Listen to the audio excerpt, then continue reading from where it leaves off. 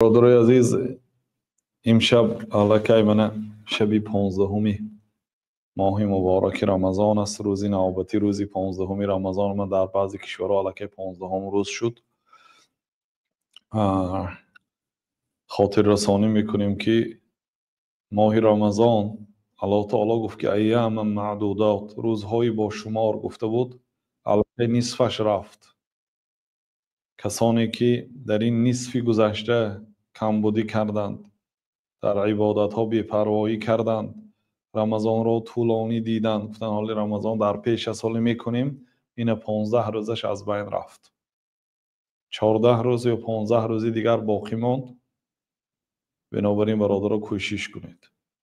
الکی هم آیدی احکامی تراویح معلومات دارید، آیدی احکامی روزه معلومات دارید، آیدی احکامی زکات معلومات دارید. اکنون وقت عبادت است، وقت عمل است. عمل کنید. فسیر الله عملکم، الله تعالی عمل شما رو بیند.